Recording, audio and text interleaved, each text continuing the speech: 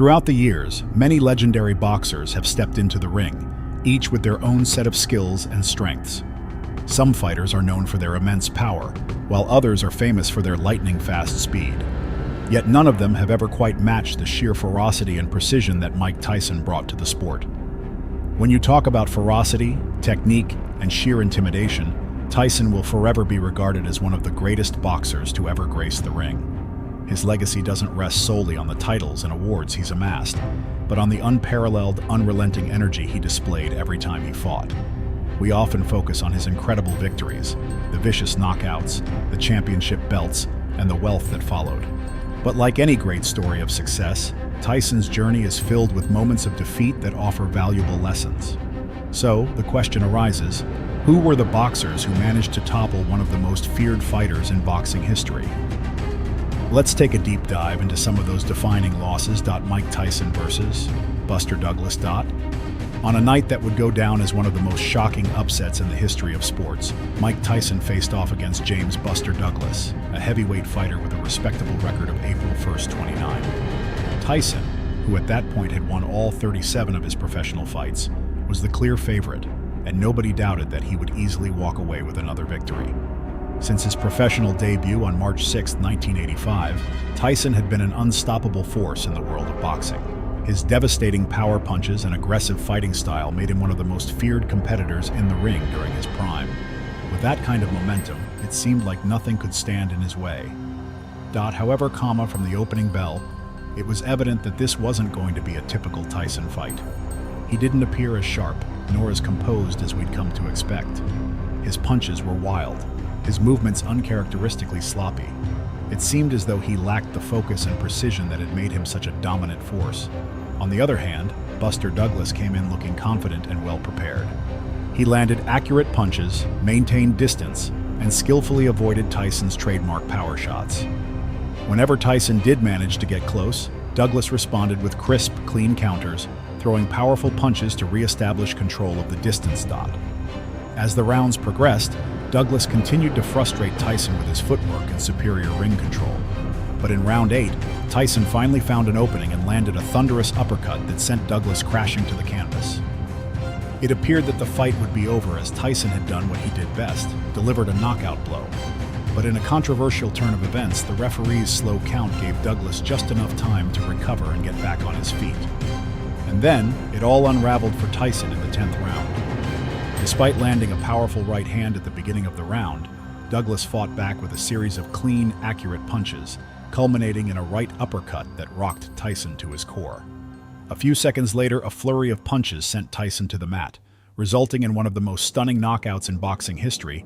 Mike Tyson versus Evander Holyfield. Fast forward to another defining fight. Mike Tyson versus Evander Holyfield. This bout took place at the MGM Grand Stadium in front of a capacity crowd, all eager to witness what was sure to be one of the greatest heavyweight matchups in history. Tyson, already considered a boxing icon, squared off against Holyfield, a fighter many regarded as an underdog. But as soon as the bell rang, Tyson came out swinging, immediately landing a massive right hand that sent Holyfield staggering across the ring. For a moment, it seemed like this would be another one of Tyson's famous first-round knockouts. But something unexpected happened. Holyfield, far from being intimidated, stood his ground. Instead of retreating, he began to fight back, meeting Tyson's aggression with quick, sharp left hooks to the body. As the rounds continued, it became clear that Holyfield wasn't just surviving, he was thriving. In the second round, Holyfield did what no fighter had done to Tyson in almost 7 years since his loss to Buster Douglas. He pushed Tyson against the ropes and unleashed a barrage of punches, including a brutal left hook that shook the reigning champion. From that point on, the momentum of the fight shifted dramatically. Holyfield gained confidence with every passing round, while Tyson's frustration began to show. Though Tyson had a brief moment of resurgence in the 5th round, where he managed to land some of his signature combinations, most notably a left hook uppercut combo, it wasn't enough to regain control of the fight. Holyfield was relentless, and by the 10th round, it was obvious that Tyson was in serious trouble. A series of well-timed punches from Holyfield, including a powerful shot to the right temple, left Tyson visibly hurt. Instead of clinching and regrouping, Tyson continued to trade punches, which only led to more punishment. Another huge right hand sent Tyson stumbling across the ring, and only the ropes kept him from falling. In the 11th round, the inevitable happened. Tyson, who was still reeling from the damage he had sustained, came out for one last round. But it was too late. Holyfield quickly capitalized on Tyson's weakened state, landing punch after punch until the referee had no choice but to step in and stop the fight. Tyson, defenseless on the ropes, had been defeated, and Holyfield had cemented his legacy with a monumental victory. Mike Tyson versus Evander Holyfield 2. Then came the rematch, a fight that would forever be etched in boxing history, not because of the outcome, but because of the sheer controversy surrounding it. Taking place once again at the MGM Grand in Las Vegas, this second bout between Mike Tyson and Evander Holyfield was one of the biggest sporting events of the 1990s. Fans were eager to see if Tyson could redeem himself after his shocking loss in their first encounter. But from the very beginning, it was clear that this fight was following a similar pattern to the first. Holyfield once again took control early, outmuscling Tyson and landing a series of rough punches that opened up a cut above Tyson's right eye by the second round.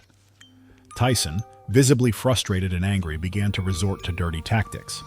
Late in the second round, as the two fighters were locked in a clinch, Tyson twisted Holyfield's arm, seemingly trying to injure him.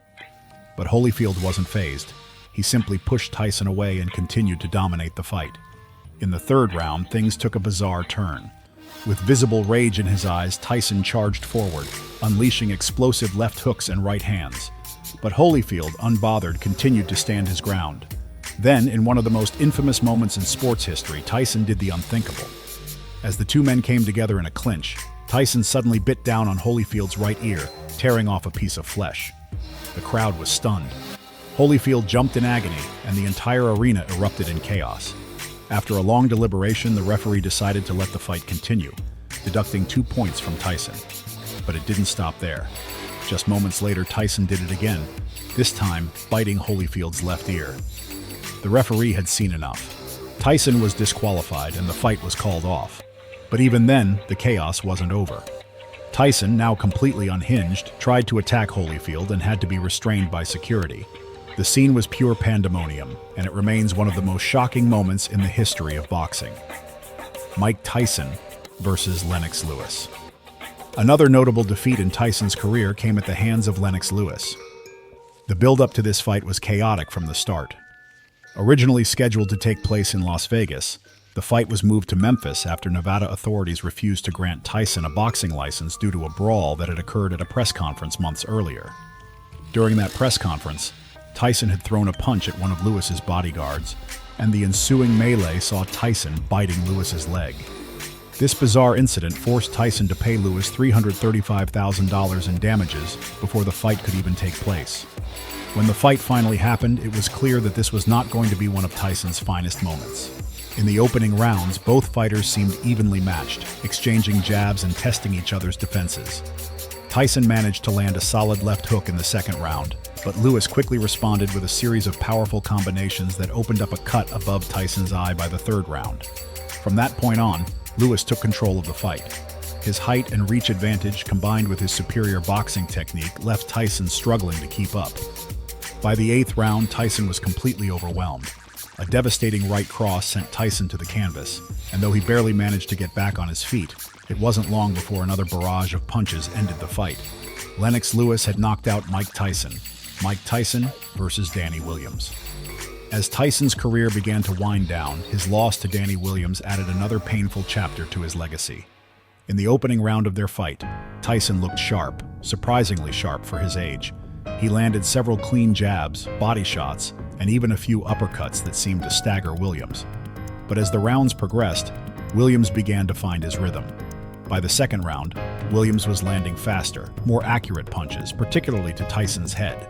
In the fourth round, Tyson landed a massive right hand on Williams, but it didn't seem to affect him. At that moment, Tyson's grip on the fight started to slip. His once imposing physicality was beginning to wane, and Williams took full advantage. A series of powerful punches sent Tyson reeling back against the ropes. The fight ended with Tyson slumped against the ropes, a crushing defeat for a fighter once known for his invincibility. Mike Tyson versus Kevin McBride. And then, the fight that marked the end of an era. Mike Tyson versus Kevin McBride. On June 11, 2005, in what would be his final fight, Tyson faced McBride at the MCI Center in Washington, D.C. Tyson, at this point in his career, was a shadow of his former self. He was mentally and physically unprepared, and it showed. For the first 2 rounds, McBride used his height and reach advantage to keep Tyson at bay. And as the fight wore on, it became clear that McBride was in control. By the 5th round, McBride was landing punch after punch, and Tyson, in frustration, tried to break McBride's arm during a clinch in the 6th round. He even headbutted McBride, which cost him 2 points. At the end of the 6th round, McBride shoved Tyson to the canvas, though it was ruled a slip. And with that, Tyson refused to come out of his corner for the 7th round, effectively ending his career. McBride, a relatively unknown fighter, had defeated the once great Mike Tyson, marking the end of a legendary career in the sport of boxing. That's all for today's video. If you enjoyed this deep dive into Tyson's career, don't forget to hit the like button and let us know your favorite knockout moment in the comments below. Stay tuned for more exciting content in our next video. Thanks for watching.